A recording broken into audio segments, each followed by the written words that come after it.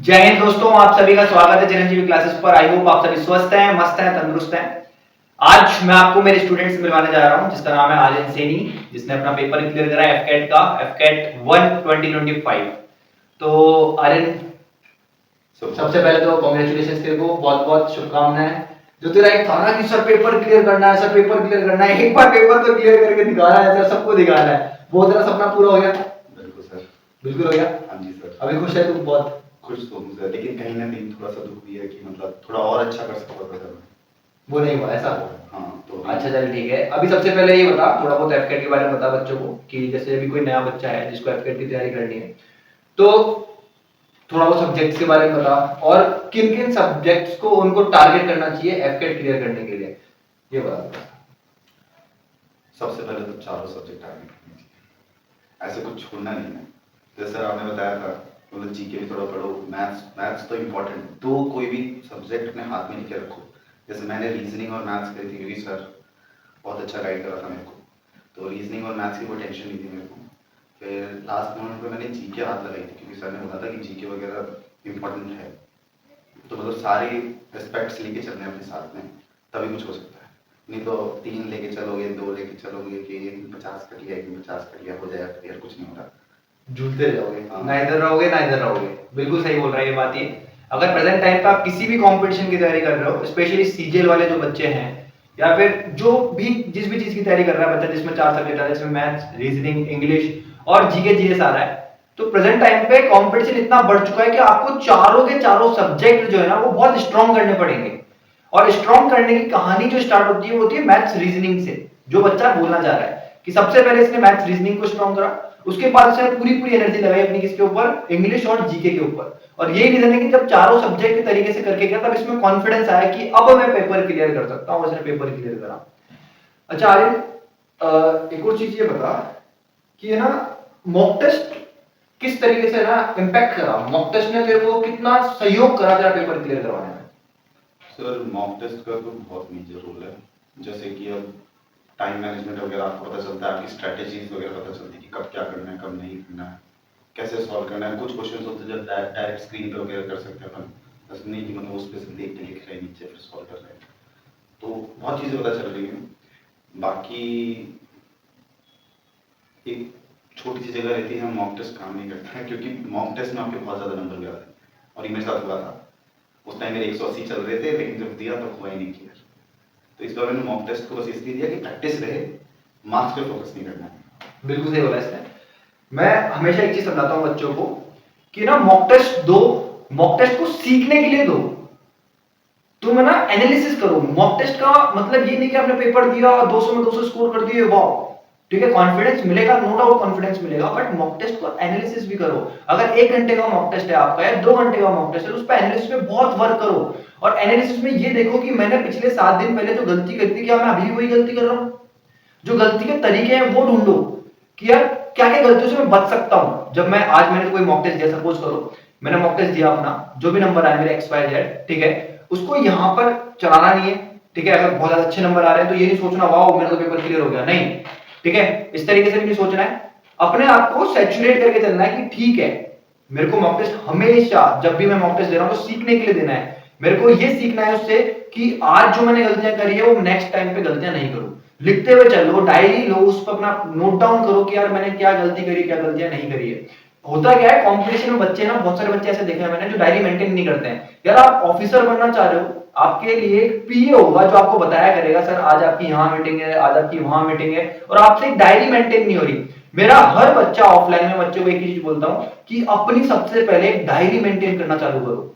उस डायरी में लिखो आपके डेली टास्क, और जब वो टास्क कंप्लीट हो रहे होते जाए तो उन पे कट करते हुए चलो, आपको एक अलग कॉन्फिडेंस मिलेगा। आप इससे क्या कर पाओगे, इस चीज से आपकी एक और चीज अच्छी होगी, क्या? आपकी जो पढ़ने की काबिलियत है, कि जैसे मैं कल 8 घंटे पढ़ रहा था, तो 8 घंटे में मैं कितना पढ़ रहा था और आज मैंने 8 घंटे में कितना पढ़ा, ठीक है, तो वो भी आप क्या करोगे, देख पाओगे। आप अपनी एफिशिएंसी भी चेक कर पाओगे कि मैं कल से बेटर हो रहा हूं कि नहीं हो रहा हूं। तो इसलिए मैं बोलता हूं डायरी भी बहुत इंपॉर्टेंट रोल प्ले करती है, जो इसने बताया बच्चे ने। तो मॉक टेस्ट बहुत इंपॉर्टेंट है। और अब मेरे को ये बता कि तू, तेरा पेपर क्लियर हुआ, ठीक है, अभी तेरा सीडीएस का पेपर है, 13 अप्रैल को तेरा सीडीएस का पेपर है, तो उसके लिए तेरा अभी क्या माइंडसेट है? तो अभी तूने पेपर क्लियर करा, जस्ट अभी थोड़े दिन पहले पेपर क्लियर करा, तो उससे तेरे को कितना कॉन्फिडेंस मिला जो तेरे को अभी बहुत कॉन्फिडेंस दे रहा होगा कि यार मैं भी एक और पेपर क्लियर करूंगा? ऐसा कुछ फील हो रहा है तेरे को अभी? तो ऐसा फील तो हो रहा है कि मतलब निकल जाएगा पेपर, क्योंकि टाइम कम था, लेकिन फीलिंग है कि मतलब पेपर तो निकल जाएगा। बस अब स्ट्रैटेजी बदल गई है थोड़ी सी, कि मेरे को थोड़ा तो आता था, क्योंकि पेपर क्लियर करा उसके लिए पढ़ा है मैंने, तो उतना आता था। अब जो नहीं आता है मेरे को उस पर फोकस कर रहा हूँ, वही डायरी वाली स्ट्रैटेजी, पहले नोट कर लिया उस पर कि क्या करना है। जब तक वो कंप्लीट नहीं होएगा तब तक मैं आगे नहीं बढ़ता। बिल्कुल। अभी फिर बताऊँ सर, घर की बात बता रहा हूँ, जिम भी चल रहा है, तो सुबह 5 बजे जाके मेरे को जैसे तैसे वो कोर्स वहाँ पे कंप्लीट करना है। अभी मेरे वहाँ के लोग भी परेशान हो रहे हैं, क्योंकि मैं ट्रेन भी नहीं कर रहा हूँ, सुबह आके नीचे बैठ जाता हूँ। तो अभी तो फुली फोकस्ड है तेरे पेपर के ऊपर, कि अभी कितने घंटे की स्टडी चल रही है अभी तेरी? जैसे अभी तेरे पास 5 दिन बचे हैं। देखो सर, सुबह 4 घंटे जिम में बिताता हूँ मैं, शाम को 4 घंटे वहाँ पे मोस्टली पढ़ता ही रहता हूँ, नीचे बैठा बैठा। लोगों को बोल दिया मैंने कि मेरा एग्जाम है, वो भी कुछ नहीं बोलते हैं। तो 8 घंटे ये हो गए, प्लस घर पे जाके 11 से 1 पढ़ाई होती है मेरी, फिर 2 घंटे का टाइम पास करता हूँ, फिर उसके बाद में टाइम पास में क्या करता था? सो लेता हूँ। नैप लेता है? खाना वाना खा लिया, चिल मार लिया, सो लिया। उसके बाद में 3 से 5 होती है पढ़ाई, फिर मैं डायरेक्ट वो जिम वगैरह चला जाता हूँ। फिर रात को आके आराम से 10 बजे सोना कंपल्सरी, क्योंकि सुबह 4 बजे उठना है। तो वो फिक्स है मेरा शेड्यूल ऐसे परफेक्ट। ये एक इंस्पायरिंग चीज होती है कि आप जॉब भी कर रहे हो, अपना जिम भी संभाल रहे हो। बहुत सारे बच्चे ऐसे होते हैं जो खुद का देख रहे होते हैं, फाइनेंशियल चीजें भी देख रहे होते हैं। अब जैसे ये है कि अपना जिम देख रहा है, जिम के साथ साथ पढ़ाई कर रहा है, तो बहुत अलग लेवल की चीज है ये भी अपने आप में एक। आजकल बच्चों को पूरा पूरा टाइम मिलता है, उसमें बच्चों से पेपर क्लियर नहीं होता। ये अपना जिम भी देख रहा है, जिम के साथ पढ़ रहा है, और इतनी अभी इतनी एनर्जी के साथ पढ़ रहा है, मेरे को पता है बहुत एनर्जी लगा रहा होगा अपनी सीडीएस पे। कोचिंग भी आता था सर साथ में। और कोचिंग भी आता था, मतलब जिम जा रहा है फिर कोचिंग भी आ रहा है, तो बहुत सारी डिफिकल्टीज होती है हर स्टूडेंट्स की लाइफ में।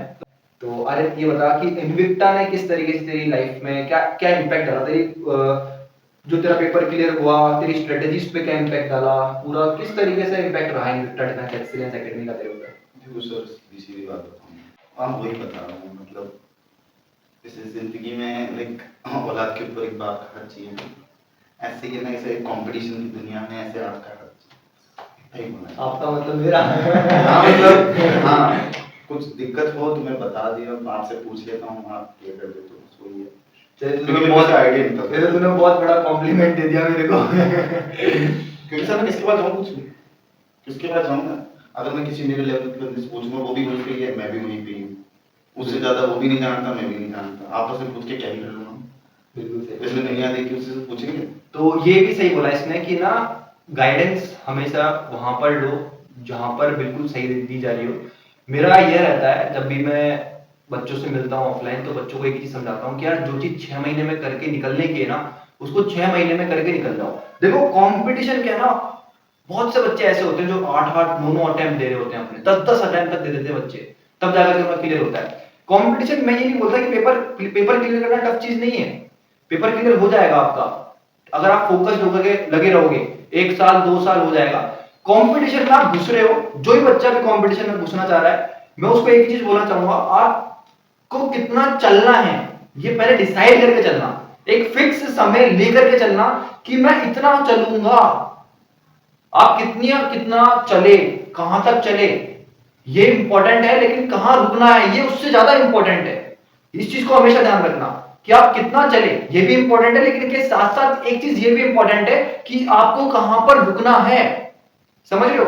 तो पेपर 6 महीने में क्लियर हो सकते हैं, चाहे वो सीजीएल हो, चाहे सीडीएस हो, चाहे एफकेट हो, चाहे कोई भी पेपर हो जो आप जिस चीज की तैयारी कर रहे हो। अगर मैं यूपीएससी को हटा दूं एक बार के लिए, जो वन डे एग्जाम्स है वो आप क्लियर कर सकते हो 6 महीने में भी, लेकिन एक प्रॉपर स्ट्रेटेजी चाहिए होगी आपको, एक प्रॉपर गाइडेंस चाहिए होगी। तो अगर वो आपके साथ होगी तो आप बहुत इजीली पेपर क्रैक कर जाओगे। अच्छा आर्यन, अब मेरे को ये बता, तू इंजीनियर है, तो ना तुम्हारे इंजीनियरिंग से टेक एंट्रीज आती है, हाँ सर। तो तू एसएसबी देने गया होगा, तो थोड़ा बच्चों को बता कि जो इंजीनियर्स हैं वो समझ पाए कि भाई हमारे पास ये एंट्रीज भी होगी, अगर हम आर्मी में जाना चाहें तो ये हमारे को जो एंट्रीज हैं इनके थ्रू हम एसएसबी दे करके जो हम हमारा ड्रीम है उसको पूरा कर सकते हैं। तो वो भी थोड़ा सा बता बच्चों को, ताकि उनको गाइडेंस मिले प्रॉपर। देखो सर, सबसे पहले तो सर अगर नेवी की एंट्री देखनी है तो साल में 2 बार आती है नेवी टेक से, तो उसके अंदर अपनी कट ऑफ निकलती है on the basis of CGPA, अपना बीटेक का जो CGPA होता है वो।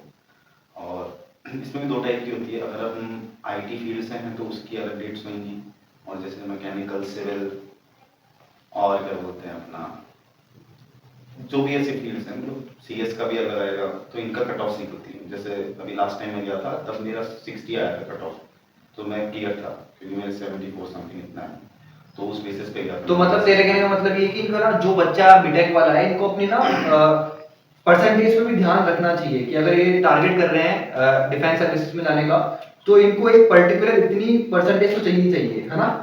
तो वो कितनी होगी तेरे हिसाब से कि इतनी तो आनी चाहिए बीटेक में, जब आप बीटेक कर रहे हो तो आपकी जो एंड में डिग्री में जो परसेंटेज आ रही है वो कितनी होनी चाहिए?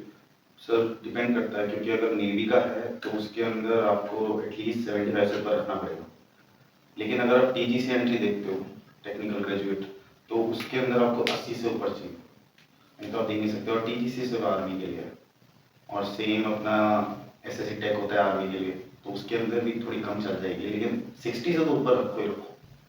और अगर जैसे CS वगैरह उनका हाई जाता है कट ऑफ, तो एक सेफ साइड लेके चले तो 80 से ऊपर चाहिए सब में। अच्छा, ओके। तो आपको अगर 75% या 80% इतना तो आपको टारगेट करना ही पड़ेगा। 80 अगर आप 80 आप परसेंटेज बना रहे हो अपनी बीटेक में, तो आपको SSB देने को मिलेगी। हर साल कितनी एंट्री निकलती है इनकी? हर साल अब जैसे नेवी की 2 निकलती हैं, और आर्मी की 2, SSC टेक की 2 निकलेगी, और फिर TGC की भी निकलती हैं, तो ऐसे 6 आराम से मिल जाएंगी।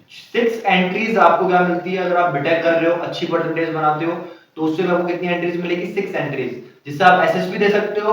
SSB क्रैक करके जो आपकी ड्रीम जॉब है उसको आप पा सकते हो। तो आर्यन, अब ये बता थोड़ा सा कि तेरे को किसने इंस्पायर करा, किससे इंस्पायर हुआ कि तू आर्मी में जाए, डिफेंस सर्विसेज में जाए?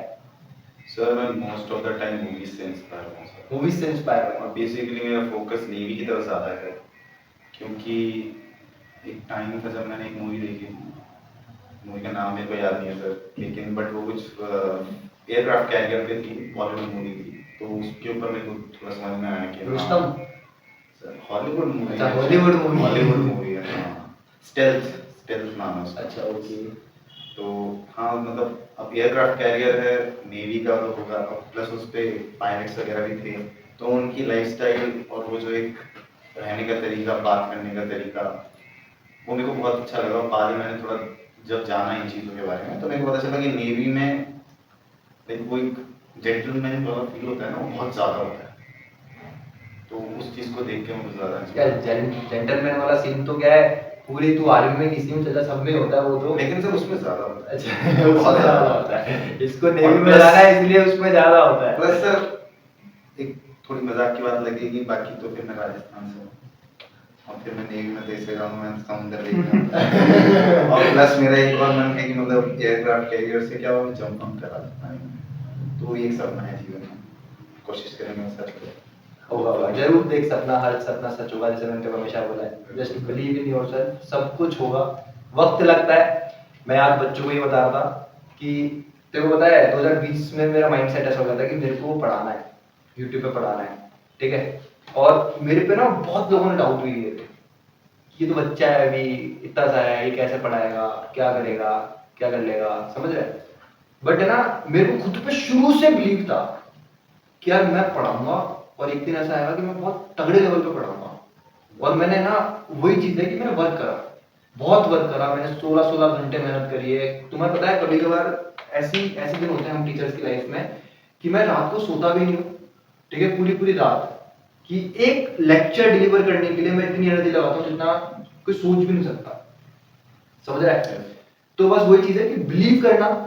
आज ये स्टूडियो हुआ ना मेरे पास, तो मैं यही बोल रहा हूँ कि खुद पे बिलीव रखना, होगा, 100% होगा। मेहनत करेगा, जान लगाएगा, सही तरीके ढूंढेगा, ठीक है, और हौसला रखेगा, तो सब कुछ हो। और मैं हूँ हमेशा तेरे साथ। ये था वीडियो आर्यन के साथ। अगर वीडियो अच्छा लगा हो तो लाइक, शेयर, सब्सक्राइब करना। मिलते हैं नेक्स्ट वीडियो में, तब तक के लिए bye, have a great day, take care, thank you.